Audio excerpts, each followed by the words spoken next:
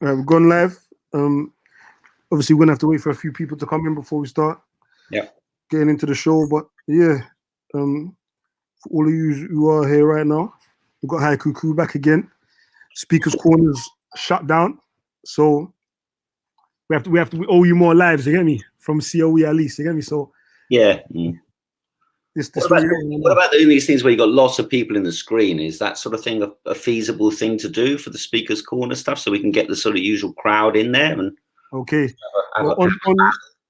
on this app in particular, you only can have 6 people. Yeah, I saw that. On at the same time, but there are ways where you can merge like the old Hangouts into this app and another app and all of these, so you can potentially get like as many people as you want up there. You get me? Okay. You won't have no. The good thing about this one is that as the host or whoever's hosting, I've got the ability to select people to talk. You can mute the mics. You can kick people out if they misbehave. All of these things, you can't really do that on the other one. You get me? So yeah. It is still. Yeah. And the chat people, are they coming from YouTube or are they coming from? Yes, from YouTube still. From YouTube. Yeah. Well, you better keep an eye on that. I can't keep an eye on that at the same time. Cool, no problem. Yeah, as questions come in, I beg you put. Yeah, we've got 27 people in right now. Peace to everybody that's locked in. 30, it's going up. Okay. If you got questions for Heiko or you want to make a statement that's relevant to what we're talking about, just tag @content over everything, so I'll be able to see the message nice and bright, and I'll try to relay the message. You get me? Yeah. So, yeah. All right, let's get it. Heiko, take it away. Well, I'm speaking to you tonight. What's the date? Let me just check. 27th of March, 8:20. Well, let's start with the most obvious and bizarre but predictable event. The 3 lead figures inside the British establishment who were behind the theory of herd immunity and who told us until a few days ago that wash your hands, don't wear masks, go on the tube, go to work, keep the schools open, keep the colleges open, nothing too much to worry about. And we're pretty much ready. We've got it all worked out. We're taking the scientific advice. Nowadays, when I hear the word "we're taking the scientific advice," hair on my back stands on end, because basically, here we are, Chris Whitty, Chief Medical Officer. How useful was his advice? Boris Johnson, Prime Minister. How useful was his advice? And then the Health Minister. And added to it, of course, we've got the Crown Prince, you know. So I've heard it's astounding that these people and when they were asked today that they get away with it, that the journalists don't even question them properly about the issue. How can you stand there and talk this nonsense for weeks on end when the Prime Minister, the Health Minister, the Junior Health Minister, the Crown Prince of England, the Crown Prince of Britain, and Chris Whitty have all come down with it? It's just a joke. Yeah, well, I heard that the original strategy, what Boris was running with his advice initially, was that they intended to like spread. They wanted it to spread. Yeah, that's what they call herd immunity. Herd immunity, yeah. I mean, the theory itself, it is a valid theory. The problem is that herd immunity is normally based on the idea that you have some sort of vaccine. You know, you can do it with something that you have a vaccine for. You know, it develops a type of herd immunity. You can allow a thing to spread, provided it's not deadly. It's not going to crush your health system. And perhaps you've got a vaccine for, or you've got an impending vaccine or something like that. There are other countries doing this. Holland is doing it, but Holland has a much more advanced healthcare system, you see. Ultimately, it's about a sort of pyramid within the health system that's connected in with the whole structure of society. And basically, it all boils down to intensive care units, respirators, and oxygen. If they had the respirators, you know, there's an ancient, like a little ditty, and it goes, for want of a nail, the cavalry rider fell, because the horse didn't have a shoe. For want of a cavalry rider, the cavalry regiment lost. For want of the cavalry regiment, the country was defeated. And so here we have an example of that in Britain, but also on a world scale, that the incapacities or the shortages and lack of investment in fundamental resources essential to maintaining the structure of the health service have a cascading effect, like a house of cards, bringing down the whole edifice that is the capitalist system as we know it. And that's really what's happened in the last week. I mean, since we last talked, that's effectively what's happened in Britain, and is happening in other countries as well. The United States is experiencing this at the moment, and Spain and Italy and France to some degree as well. Yeah, I heard that Cuba sent a lot of doctors or nurses to Italy as well. Yes, the Cubans have sent doctors and nurses. The Russians have provided military support. The Chinese have sent doctors and nurses and so on. The Cubans have also helped the British, because there was a British ship, a ship that would land that wasn't accepted anywhere. Okay, yeah. And the Cubans took it, you know. And the Cubans have had a long history of humanitarian support based on healthcare. So they would send people to Africa, they would send people to, different parts of the world to support the health needs of the people. And they did that with Venezuela as well. The Venezuelans gave them oil, and the Cubans went there and sent doctors. We see that's communism in effect, in full effect.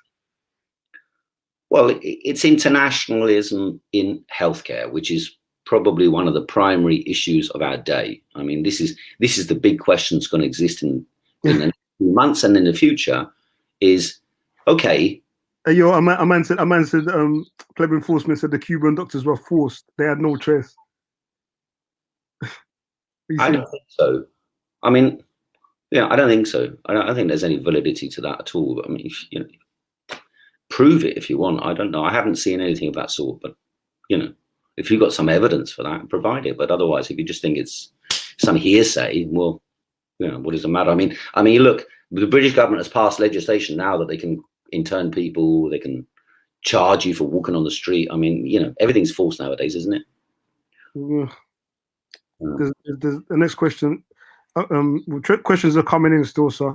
I'm gonna let you. Ain't gonna ask too many questions if you're. No, I don't mind doing that. There's not me just ranting away, because people have got lots of different issues. There are a few issues I'd like to bring up, but I'll bring them up as and when they come up. All right, cool. Well, our next question is on the screen here by the young Ottoman TYO spreader. It says, I see. Yeah. You see it? Yeah. If the Spanish can take the 100,000 OAP from old people's home, 2/3 of them have got it. I'm not sure. What do you mean? Stats take the 400,000 OAP from folks. Does it account for those people in the Spanish cases? I think he's asking. Have you seen the Spanish stats? I ain't seen them myself personally.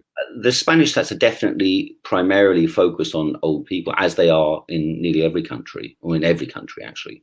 It's primarily old people getting the virus, or better said, getting the virus in the most severe health form. Having said that, a lot of young people do get hospitalized. So there's this contradiction between the fact that a lot of people who are young do get hospitalized and require intensive care treatment, but they're more likely to recover. The problem is, it's like the New York mayor, I saw a long press interview he did yesterday, or press conference he did yesterday, and he explained that the primary problem is this: Most people who end up in intensive care on a respirator require the respirator for between 10 and 21 days. Normally, you'd only require a respirator for a couple of days. And so the consequence of that is it's not just the number of respirators, it's the period of time in which they are being used by those people who are using them. So I hope that at least touches on it. Taking old people's home, literally found it. That's true. They did find it is terrible. They found abandoned old people's homes. And of course, we have to, I hope that the amount of volunteers who've signed up, and I hope that the involvement of the military and sort of quite well organized strategic organizations that follow from military organization will be able to identify the sort of places in Britain where that type of thing might happen, because there are quite a lot of quite squalid old people's homes, and there are quite a lot of people who are completely on their own in Britain, and you know, people don't know that they're even there, you know. So there is a danger that we'll have this type of horror stories happen in Britain as well. There is a real danger of that. Is the next comment on the screen there? I didn't watch him. What was the main? Someone did point this out to me, but what was the main point about him? I don't know myself, man. Michael, old stuff.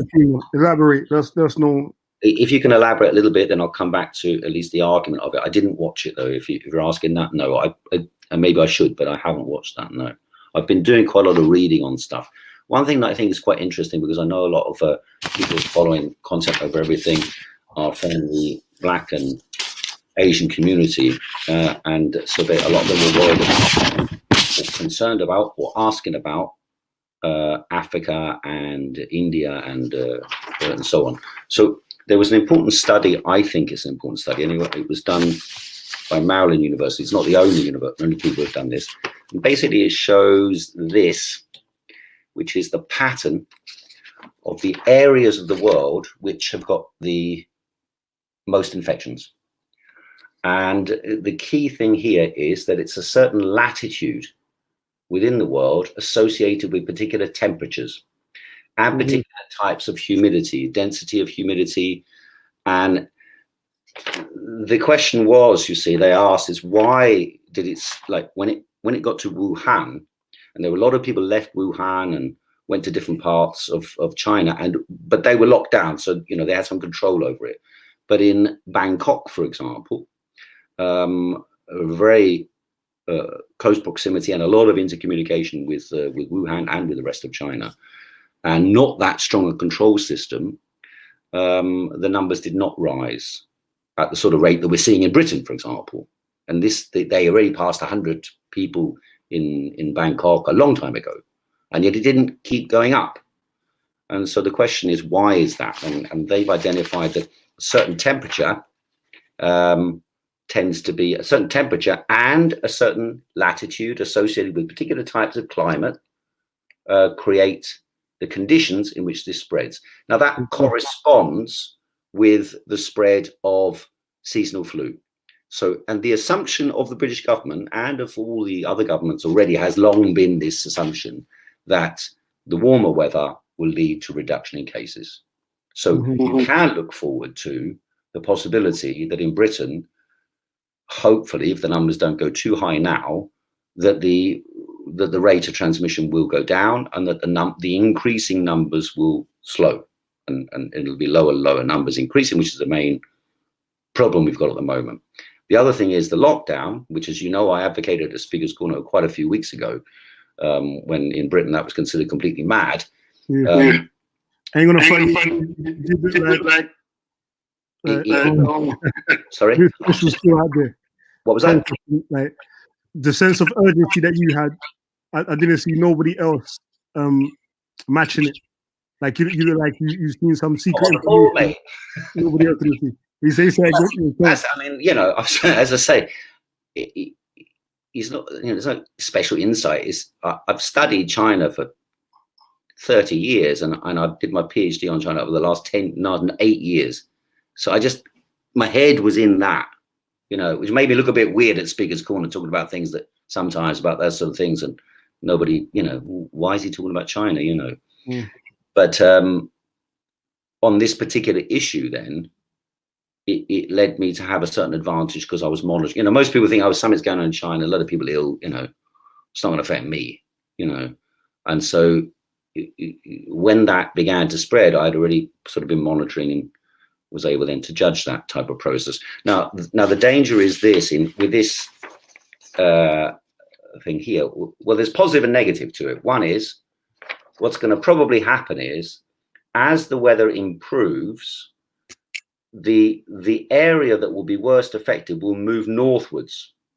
So you'll have Russia, you'll have Eastern Europe, Sweden, Canada, and of course we've already had the United States, which was a trend predicted when they made this already, and Britain already. This was also predicted. Now the other place that is in danger, of course, is South Africa, maybe Argentina. I mean, according to this modeling, and it's a theory, you know, when they say science, you have to understand these are, when they say scientific modeling, you know, what's scientific modeling? Scientific modeling means, okay, 1 and 1 is 2, 2 and 2 is 3, 3 and 3 is 4. You know, what's the model going to go up from that? It's going so and so many. Then you crunch in another number that reduces that, another number that increases that, another factor that, you know, in the end, deciding what factors go into it decides what comes out of it. It doesn't mean it's science and truth because it comes out at the other end as this, you know. That was the problem. That is still the problem with the government's methods. And the verification of science, if you like, is the negation. And so the negation, there's a guy called Karl Popper, a famous philosopher who thought it destroyed Marxism as its scientific claims of Marxism. And he said, if you have a scientific theory, it must be disprovable. You must have within your argument the ability, or theory, the ability to know what disproves it. And in a way, you know, and then they said, oh, the collapse of the Soviet Union proved the invalidity of Marxism. And in relation to this, you could say, you know, Boris Johnson, Chris Wheaty, and the others coming down with the ailment proves the invalidity of their own theory. So I don't know if that lost the point, but anyway. Question below. Chinese burnt the virus out by containing it in Wuhan, but they still long-term political benefit exporting. I think this is nonsense. I mean, they did. The point is that China has burnt it out. You know, there are no, I think for several days, no new infections in China, not that internal to China. No, that's an extraordinary achievement. And everybody wants to be the other side of this, don't you? I mean, all of us want to be able to walk on the bloody street again, don't we? Right? Without wearing a mask or worrying about catching a virus, and, you know, visiting our family and friends and being able to walk around and get on an airplane, go somewhere, or go on holiday. I mean, who wants to be in this hell? You know, nobody. And so in China, they're coming out of it. Just look at the television programs and talks and interviews with people from China. You know, they're emerging into springtime. Well, that's where we all want to be, isn't it? How about this question on the screen? Same guy. Human trust denying that world ended January. I don't think that's correct, but 2nd of January, no human transmission denied. I mean, does the Chinese government hide things? Yes, you know. But they succeeded in defeating this virus, at least for the time being. And here in the West, we've got a free press. You know, you can say what you like on the internet, at least in theory, and I'll come on to that in a little while. You can say what you like on the internet. You know, you're not going to get arrested for it, at least, you know, unless you're Ed Snowden or Julian Assange. So what excuse have they got? You know, 2 months, it's 2 months since Wuhan was locked down. In that time, the British had the advantage of all that knowledge from China, which was put on public databases all around the world for doctors, virologists, scientists, all of them to investigate what was happening, and political and economic analysis and everything. What did they do? Sat on their bums, whistling away, celebrating Brexit, you know, And doing what? What exactly have they done? You know, you see them on television every day in Britain, the experts from the government and the ministers from the government and the prime minister. And what are they going to say? Well, next week we're going to ramp up, you know, Why didn't they do that in January, February? Now we're 23rd of March when they locked down, 2 months after Wuhan. Now in China, why do you think they changed strategy? Sorry? Why do you think they changed strategy? They knew it was a disaster coming. You know, it would be disastrous for the British government to preside over the highest numbers in the world. And there is a real danger that's what's going to happen, that Britain will have more than Italy killed. Even after measures that's been taken now. Danger. I mean, I hope to God I'm wrong, but we don't know in Britain. You know, we don't know how many people infected, but it really says something. You know, I remember watching when the Iranians first started suffering from this, and the Iranian mullahs, they were saying, oh, it's just, you know, nothing, don't worry, you know, Allah will save us. And then the Minister of Health was like rubbing his head because he was sweating so much. And then Iran looked like a basket case. Well, what the hell do we look like? We've got the only country where the prime minister has come down with it. You know, okay, Merkel is isolated, but she hasn't got it. It's no test that she proved negative, at least for now. But in Britain, we've got the health minister, the Prince Charles. You know, it's just madness. I mean, you know, there is no excuse. You know, if Xi Jinping hid something, well, yes, or maybe he did. I don't know. I didn't follow that. Maybe I haven't checked. I'll check up later what you said. Maybe that's true. They keep going on about that. China hid it. China hid it. China hid it. Well, what excuse have we got? What did we hide? It wasn't we knew all about China as well. So we could have saved China and us, but we haven't done either. And now the Chinese are sending face masks, for God's sake. Face masks to Europe. You know, okay, we were sending, some countries in Europe were sending face masks to China. That's true. You know, we have 1.4 billion people. But, you know, now, you know, toilet paper and face masks, for want of toilet paper and face masks. And I'll repeat this again. Face masks, and the funny thing was, and quite a few of the experts now are coming who previously said, oh, don't bother wearing face masks. Now they're saying you should. Why should you wear a face mask? Because who knows who's got it in Britain? Asymptomatic people, people before they become symptomatic, children who have minor or zero appearance can cough and bring it into the air, you know. And therefore, if they wear it, you know, had we been wearing masks on the tube 2 weeks ago, the numbers would be the deaths would be far, far lower. The numbers would be far, far lower. I mean, it's just farcical. It's perfectly true that most people now are thinking, well, how do we deal with the problem? And so if you actually criticize the government, many people go, oh, what are you talking about? Or if you, you know, like many people, like myself, I admit, you know, I could only laugh. They call it German, call it Schadenfreude. I could only laugh when I saw that Boris Johnson had got it. You know, if anybody deserved in Britain to get it, it's him. And at the same time, well, Dominic Cummings, but maybe tomorrow. But at the same time, you know, it's understandable, you know, that people think, well, we shouldn't think like that. The country's together, we're fighting the virus. The truth of the matter is we're fighting the virus, if you like, almost with a fifth column in charge. That's the truth of the matter. These people have sabotaged every effort to fight the virus. And now they're like trying to cover their arse. There's something bigger coming regarding this whole pandemic, because, you know, countries don't have wars using weapons anymore. They're currently using viruses. I mean, I know there are a lot of people who are skeptical, rightly skeptical, of their governments, of their leaders, of the international order, of the mass media. They're perfectly right to be skeptical of these things. And it's not true to say that, or I don't believe it's the right approach to say, fake news, you know, and then they try and like nanny us into thinking the truth, you know.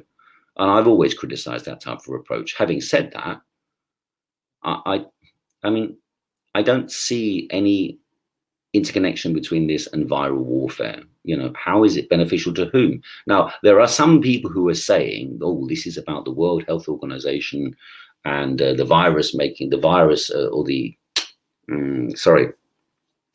vaccine making companies all working together to contain or to sort of gain money and so on. Well, of course, they'll try and get money out of this. This is the nature of capitalism, you know. If there's a way of making money by picking your nose, they'll make money that way. If there's a way of making money by nuclear bombs, they make money that way. If there's a way of making money by vaccination, they'll make money that way. And yes, you could have a Dr. Strangelove, you know, trying to do this thing. But I just don't see, you know, I don't think you need a Dr. Strangelove for any of these circumstances. You know, the system itself produces enough disasters without having to make one, you know, without to make one up and invent it. And I don't see any evidence for that, you know. Not that, you know, of course, even if there was some conspiracy, you probably wouldn't see the evidence for it. But, you know, why do you need that argument? It's not even if it were made in a laboratory, as I said last time on the discussion, it doesn't make any difference as far as you and I are concerned in this. It makes no difference. But there is the global impact of this crisis affects us all. Once upon a time, there was a Leon Trotsky, the Russian revolutionary and military leader, by the way. He said something very profound. He said, "You may not be interested in war, but war is interested in you." And if you like, that phrase summarizes, you may not be interested in what's happening in politics or economics or anything of this, but it's come home to all of us now. Here we are locked away like prisoners in solitary confinement. And all around the world, how many people? What, nearly 2 billion people now in the world locked up in one way or another. You know, it's quite an extraordinary phenomenon. And it's, you know, it's not something you per se. It's perfectly true to say. I was looking today at the it's called, if you get a bit of time, you know, I'll point a couple of things out that you can find on the internet. They're reasonably accessible. There's something called if you haven't got it, I can send it to you. So you know, if you put your email down at the end and you want to get this sort of thing, so this is called the Oxford. There's some text I published, I printed out today. Oxford Textbook of Infectious Disease Control: Geographical Analysis from Medieval Quarantine to Global Eradication. And I was reading that today about spatial strategies in the spread of epidemics. And basically, what we're doing is perfectly standard practice historically when you've got a disease that you can't control. And another thing I saw is, I mean, it was often the case in ancient times and up until, well, pre-modern, just up until the modern era, really, until 20th century and so on, that when new diseases came about, that they would spread uncontrollably unless you had some sort of quarantine system. And quarantine itself, it's an Italian word. Actually, Italy had a very sophisticated system for quarantining because they had quite a lot of port connections, particularly Venice. And the consequence of that was in like 15th century Italy, they developed these quarantine methods, and they would have in the ports quarantine places where they would, because basically you could get on a ship. Say you got a disease like the virus causes lung problems, whatever, after so many days, it's got an incubation period. So you could get on a ship and travel somewhere. But in those days, you would travel a month or something to get somewhere. So when you'd arrive somewhere, the whole ship could be sick. And it was ships in those days as well, just as it has been with cruise ships nowadays. In closed spaces, the disease can more rapidly spread. And the quarantine meant in Latin, 40 days, 40 days of isolation. And then they also built hospitals and places where they would keep people. And then there was the issue about diseases. These people always talk about Chinese bat eaters and all this sort of thing. And I watched a professor of, I believe it was biology, and he was talking about the history of pandemics, diseases, and so on. And it was interesting to know that 50% of all the diseases that human beings suffer from regularly come from animals, originally come from animals. For example, smallpox, which has now been eradicated due to a World Health Organization program that contained and controlled and vaccinated. And basically they gave you a bit of smallpox. That's what they did. And in ancient China, what they used to do is this came long before we did it in the West. Actually, vaccination essentially comes from China. And what they did was when you get these pussy scabs from smallpox, it sort of generally can mess up someone's face, and so they make them look really ugly. You take the pus from that. They used to do this in ancient China, and they put it in something in the nose of the children and so on to try and prevent them from getting it. And it did have that effect of providing some inoculation, some protection, like a vaccine would do. And so that's really where we get the idea from. And smallpox originally came from camels. And as camels were used in different parts of the world, so smallpox spread into human beings, and cowpox. And then there's other one, chicken pox. Where does chicken pox come from? Not from chickens, So blaming the Chinese is ridiculous. And actually, recently, one of the lead scientists in Italy has said there were many cases of ailments in the autumn in Italy, which had very similar characteristics and may well have been caused by Covid-19. But we don't know. There have been, for example, in Germany, in the Charité, Dr. Christian Drosten, who invented he has a daily podcast on NDR in Germany. You can get on YouTube if you can understand German. And he works at the Charité, and they invented the test kit that they use nowadays. The test kit is actually only the present test kit they've got, the main test kit they got, is when they take the sputum from the back of the throat or from the back of the nose. It's really only accurate in the first 5 or 6 days or so. Thereafter, it turns up a lot of false positives or false negatives, or better said, false negatives. And Drosten said that they had quite a lot of people in Germany, quite a lot of people into the conspiracy theories, and so quite a lot of people also, they asked, well, weren't there a lot of cases, I had this at that time, or I had this at that time. Of course, anyone who's had an ailment in the autumn, for example, I had an ailment in the autumn as well, bad stomach flu, high temperature and so on, which I'd not had before. And so then they just tried to identify whether these people had this. And so far, nothing has shown that cases of this same identifiable virus existed in anyone else. But it's a possibility that it existed prior to that. And certainly we now know that it didn't start in the wet market in Wuhan. Sorry. Let's talk about the economy.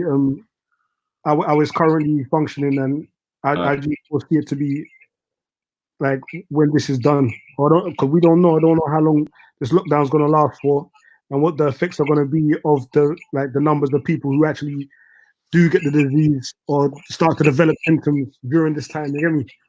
So, yeah, what do you think about the economy? Well, the economy is in meltdown. To be fair, it was already entering a period of deep crisis. We were going to have an economic recession of the scale of 2008 or 9 or deeper anyway. They had already run out of instruments to try and drive the economy.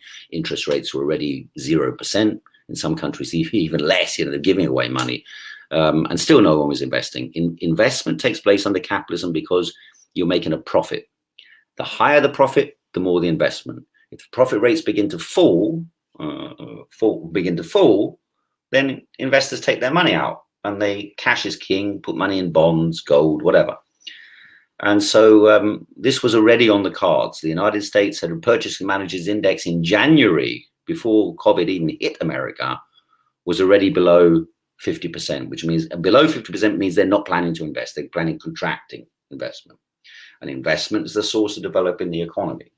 And so an economy where investment is driven by profit inevitably experiences these type of cycles. And we were in a downward cycle already, but it's been massively exacerbated by this. There will be an economic collapse, almost certainly similar to the 1920s, similar to 1929, to the early 1930s, with mass unemployment, with suddenly having millions unemployed and poverty stalking even the most advanced capitalist countries.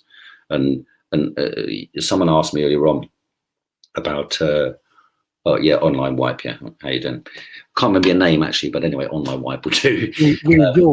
Joe. Joe, yeah, yeah. Joe, he asked about collapse of capitalism and so on. Well, you know, I mean, they're making what you can call war capitalism.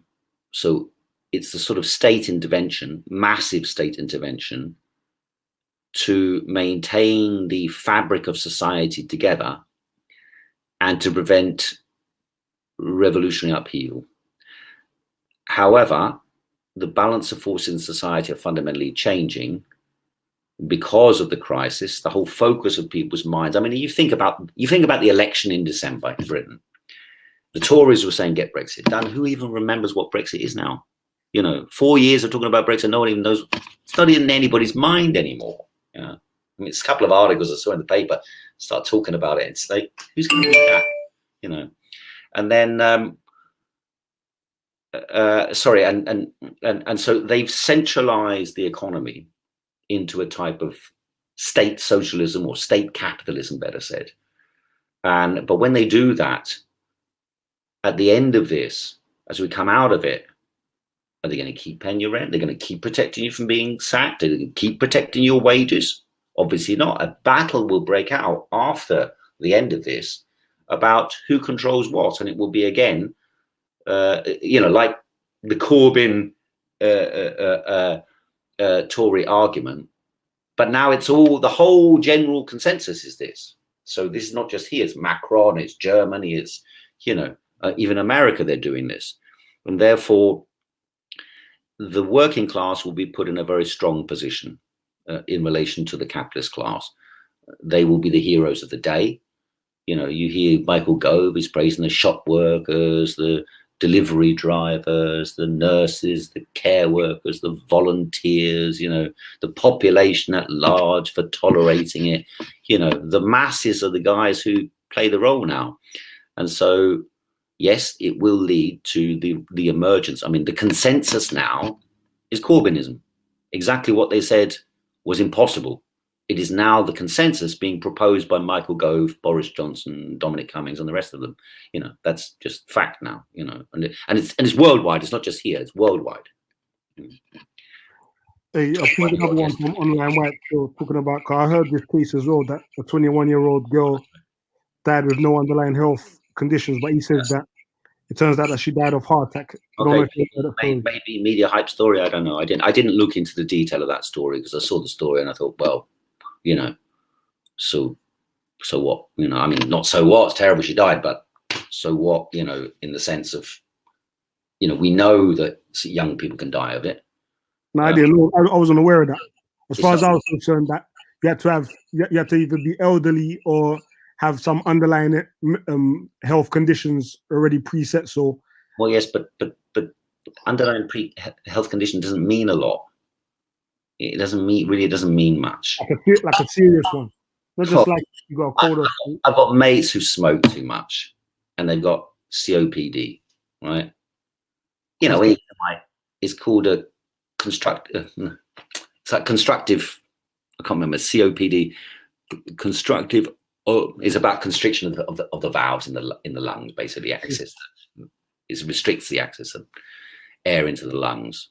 You know, a lot of people under a certain age, under my age, under 57, 56, 57, you know, they've got all sorts of ailments. Maybe they don't know it, you know. Maybe she had an ailment, she didn't know it.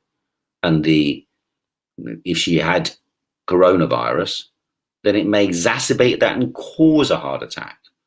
So now which was the chicken and the egg in her case, I don't know, you know.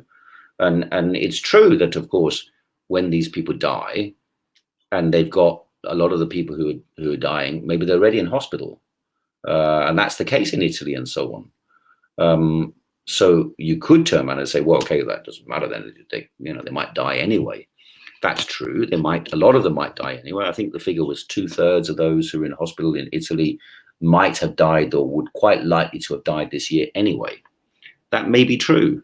The issue is, again, it comes down to structure of the system. We're talking about IC units, respirators. If you don't have the respirators, For want of a nail, the horse isn't shoed. For want of a shoe, the cavalry rider falls. For want of the cavalry rider, the army loses, the country's defeated.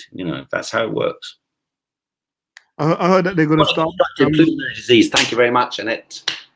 I heard that the police are going to be stopping people now, and you have to have a good excuse to be on the road. Otherwise, I don't know what they're going to arrest you or what, give you a fine or something. I don't know. Yeah, well, in various countries they've escalated this thing, so be prepared for that, because you see there has been an insipid campaign by Dominic Cummings and his entourage to try and turn the tide on this terrible PR campaign they've run.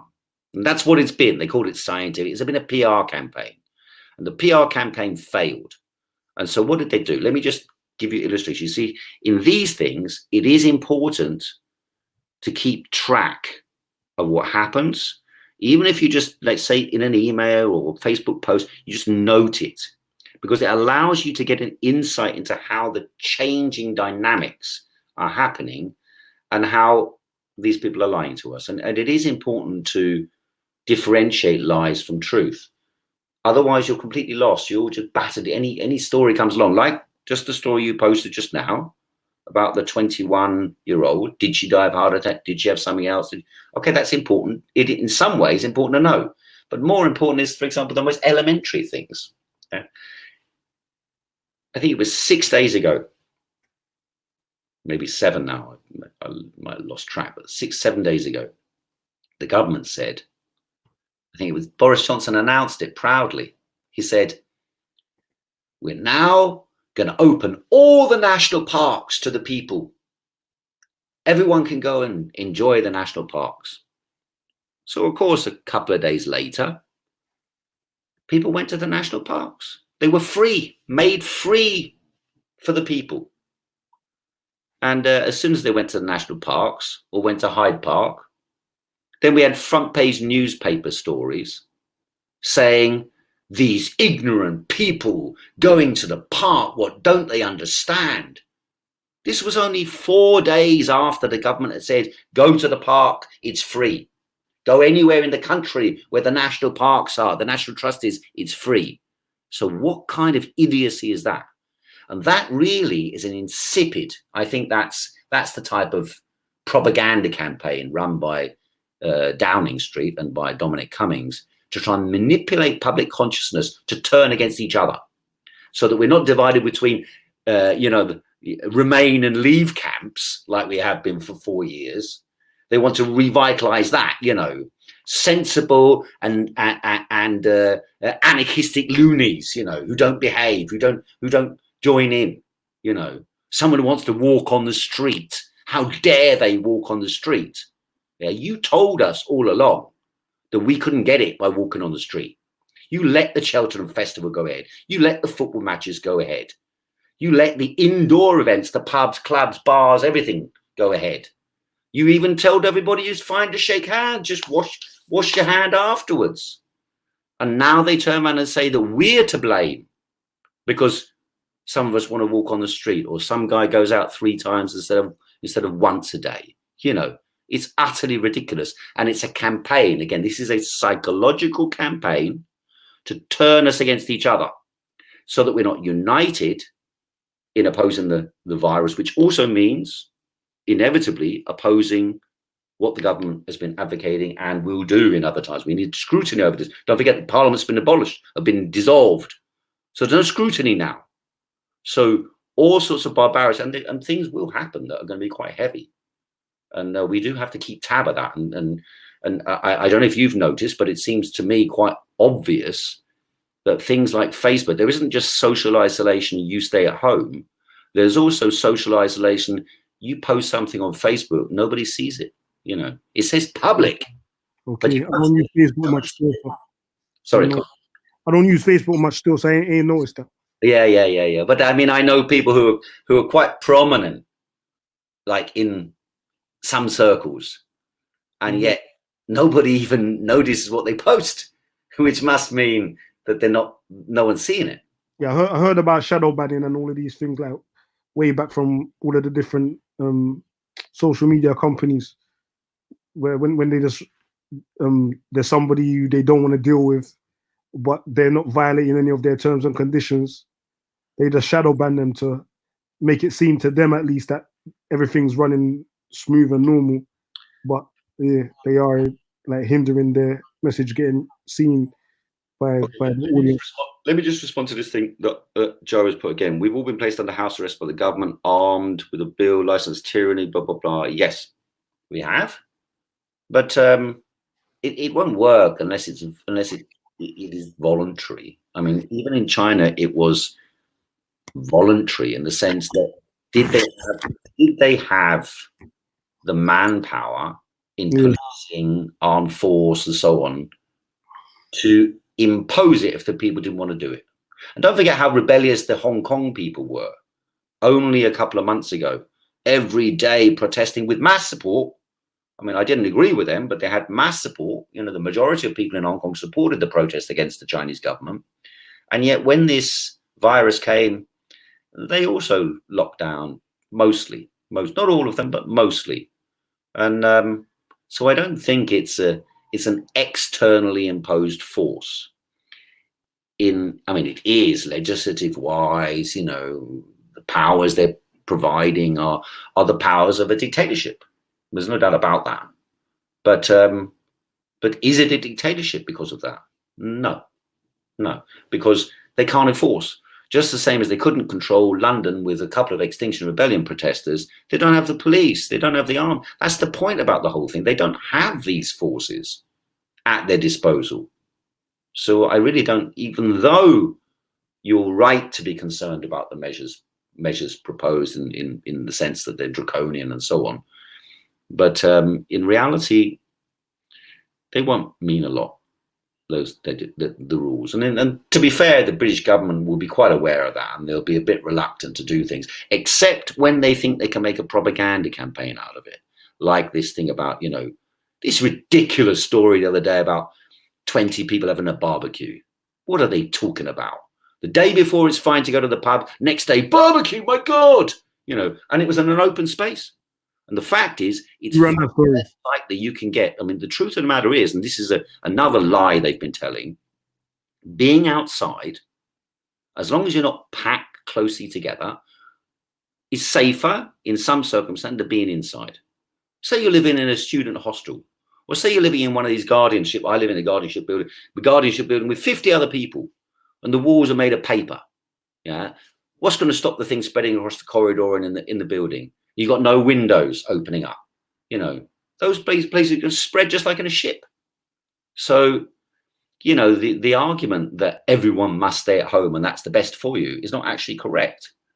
But nevertheless, you know, what am I going to do? Make a big hoo-ha about it now? No, it was correct to lock down. But again, you have to like taper this and temper it with a certain sense of how you deal with it more appropriately. And that is, you should allow people to go out. And then deal with that issue. Yes, you know, what's acceptable, what's unacceptable. We had that speaker's corner, you know, what's acceptable. Are you gonna wait up though? Because why are you gonna call it a lockdown if people are allowed to go out? Are you gonna, like, the details are important, so we need to look into it. We need to discuss it. Well, I think that's valid, and I think that's what the discussion should have been in the period before the lockdown. There should have been a discussion about, you know, we may have to quarantine people. We think this is, and they should have provided the data on which this is based. They shouldn't come to you and say, we've asked the best scientists. A couple of days ago, Lopez Obrador in Mexico, he announced that they will not be locking down in Mexico.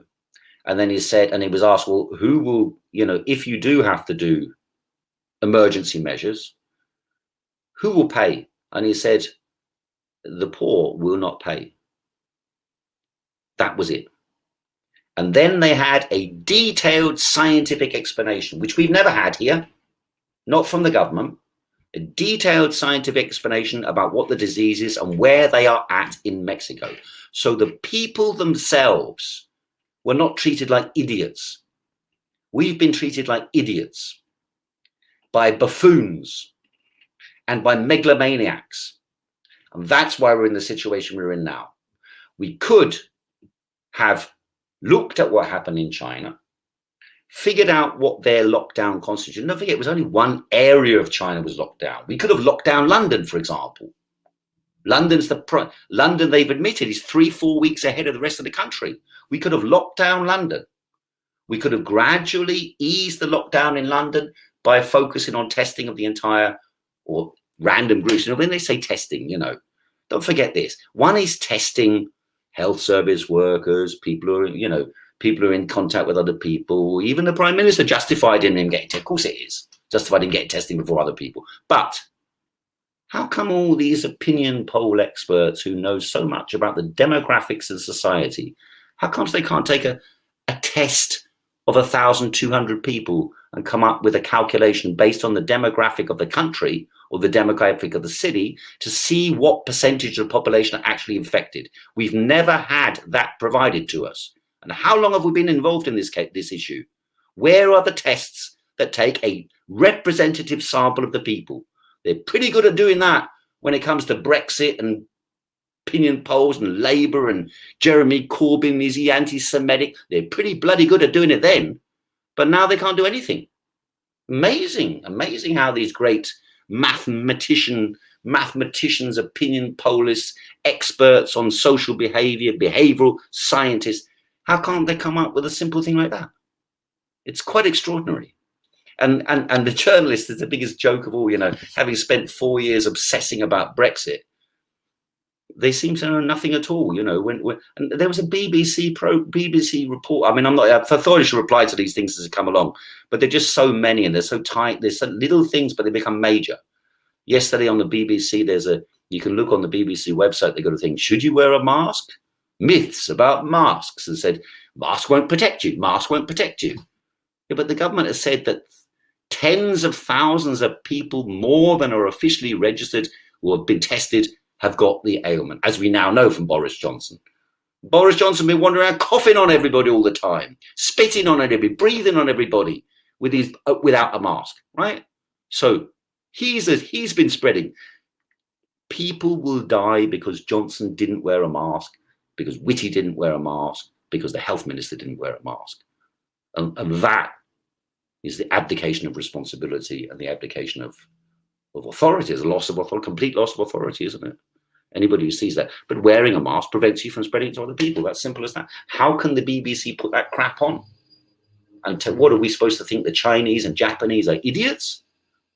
They wear these masks because of historical experience with disease. And actually, there was a very good, very simple video by someone who just wants to like show how Japan is. And it was from like a few years ago.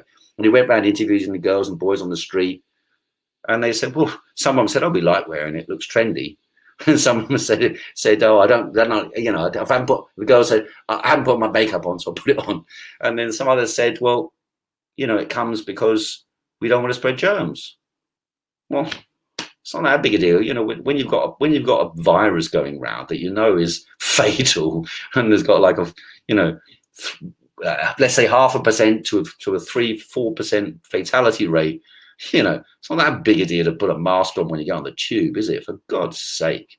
Compared with what we're doing now, and the Japanese and the South Koreans, you know, they've dealt with it. And you know, they were in the line, but they dealt with it because they wore masks. You know, that's basically the bottom line is masks and testing. But in Japan, they haven't done all that much testing either. They just wore masks, you know. And for sure, they're living more freely than we are now. So what countries in particular, if there are any, do you think we should keep our eye on to see any exciting developments regarding this? I mean, the sad development really is the danger in South Africa. I mean, Cyril Ramaphosa, to be fair to him, he did take quite bold measures. The problem is in South Africa, there is a real winter is coming now. And there's a real danger that if these prognoses are correct about the weather and the connection between it and the weather, that the disease could become rampant. And for God's sake, South Africa suffered so much from HIV and AIDS. There is one outside possibility that the the 20% of the population of South Africa have got HIV. Nearly all of them get antiretroviral drugs. So there's a possibility that the antiretrovirals might hinder its spread. There's a possibility, but we don't know yet. There's just been no evidence on that. So it's just a guess, really.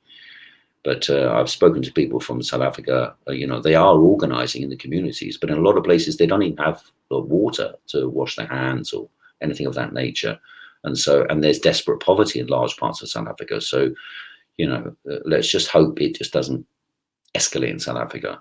That I think is the biggest danger at the moment. The United States is in a very serious trouble. But it is also true that the United States have rolled out testing on a large scale. Don't forget, America is the richest country in the world, and they can roll out testing on a large scale. There is a catastrophe at the moment taking place in America. I've seen reports from New York, which are hair-raising, very similar to Italy in some, a few of the big cities in America. But New York, again, is an epicenter. New York is an epicenter. London is an epicenter. If you really want to see what London's going to be like, I think New York is important to look at. We do have a better health service than New York, but the danger is still there. I did read one positive thing again, is I read a detailed study about the outbreak in Wuhan, and in terms of the spread of the disease, the speed of spread. And it says that basically when after the first week of a lockdown, the rate of transmission dramatically falls. Now, it's easy to work out, of course. So people move out of an environment where they can spread, and they go into their home. In their home, there may be one or two people, or however many people live in your household, but probably the average of one or two people who you could infect. But then the rate sort of is slowed down and stopped around that. Whereas otherwise we got exponential growth. So, in that sense, we at least have taken the steps to stop the rapid increase, and hopefully, but what will happen is, because there's a latency, the period in which the disease is you don't notice it before the disease breaks out. So 7 days or so to 14 days you can have even. In that period, there is going to be, like this weekend and early mid next week is when we're going to have like big numbers of deaths. And then the week after probably as well. But then hopefully it should start to slow down. And it has slowed down, for example, I think both in Italy and in Spain, there's been a slight decrease in the number of deaths. So that's really what we're looking at. So if we really want to, I think it's going to be, next week and the week after are going to be the really, it's going to be like body bags and, shit news. By this one on the screen there. After all we've done, nothing. UK has dealt with this better than most. The most interesting country to watch was Sweden, where the strategies do nothing. Well, Sweden, very few people in Sweden live in tower blocks. Very few people live at the density that we live in Britain. Plus, Sweden also has a very advanced healthcare system.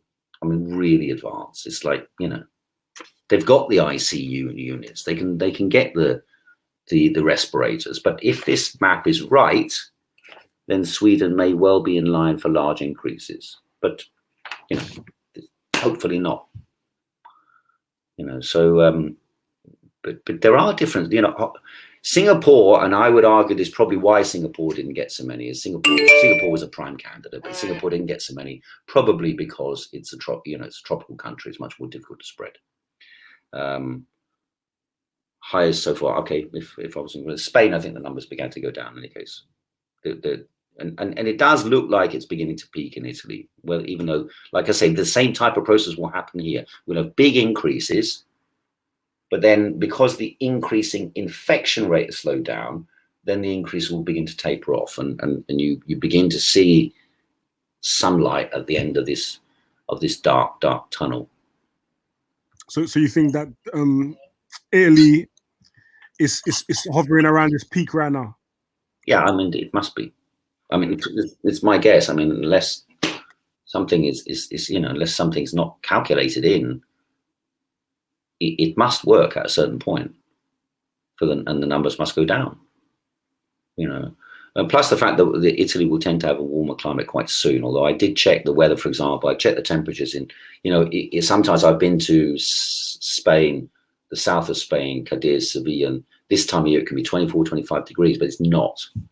And I looked at Rome and so on. But if you look at the south of Italy, where they have a slightly warmer temperature, the numbers have not risen significantly.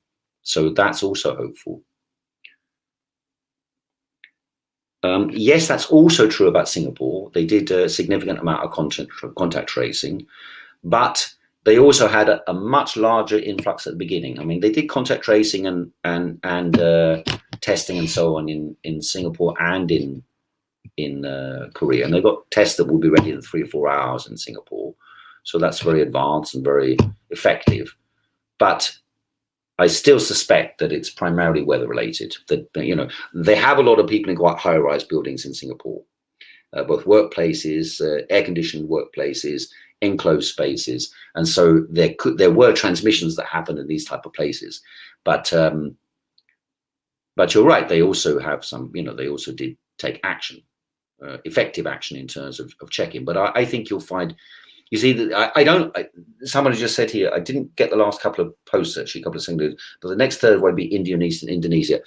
I suspect that's probably not really the most likely place to get them. I think Modi might be taking action that's not really at the moment. But obviously, India has environments where large numbers of people could, in theory, become infected with diseases at any time. I've been to Delhi, and you go to Delhi, you come out the airport, and it's like shantytown, shantytown, shantytown. So the conditions are terrible in India anyway. But I suspect if the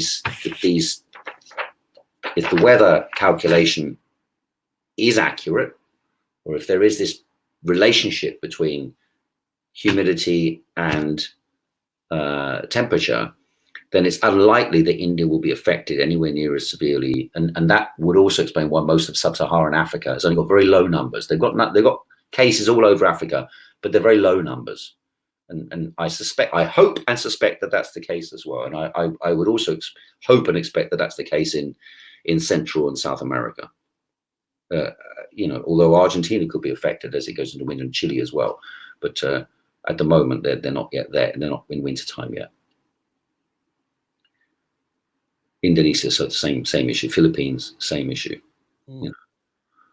Okay, I think we're quite close to finishing, aren't we? Let's have a couple more questions, and then that's it. If there's any more. Yeah. All right, cool. I'm gonna scroll through see if I missed any. But yeah, any more questions for Heiko before we wrap up? There were a couple came out a minute ago and they disappeared again. But otherwise, yeah. I mean, if we do these every maybe 4 or 5 days, depending on what happens, that would be. It gives us a chance to. I am monitoring, so. I'm not just picking it out my backside. I'm printing out piles and piles of documents every day, following the news pretty much, during my way. I'm gonna have to send over a green screen, the camera and a microphone, and we set up a proper news desk. They get me, and you do your news report, man.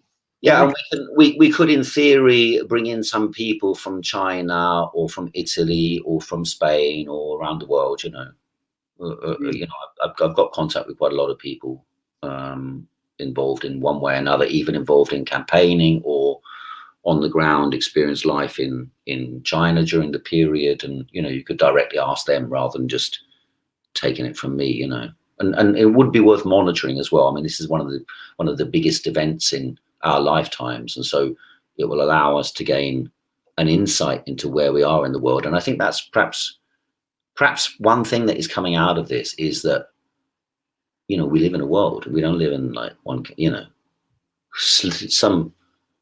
someone gets an illness in Wuhan and the world's on fire, and that's where we're at in the world. And it's a negative, but it's a positive as well, because it allows us to understand, we've all had these interconnections established, Facebook connects everyone in the world, all this crap. But now it's a reality that we are interconnected, and that we can find concepts, ideas, and movements that can bring about genuine change in the world for the better. I would have thought I could be more excited. Economy collapse, wages nationalized, seizure of media, left Britain, basic income, communist wet dreams. Well, Yeah, but there's a tragedy going on. So, we're dealing with, war is the mother of revolution. And in that sense, it's correct that this will produce fundamental change in the world. But excited, like I said, I'm monitoring. This is what I do when I'm excited. I'm monitoring, analyzing. That's what I do when I'm excited politically, But there's nothing to gloat about. It's just the way the world is, So it's about understanding. This is what we need. We need understanding of the world. Boris, yes, disgusting. I mean, But having said that, one of the key things to note is that the Europeans have been more keen to enforce their borders than the British.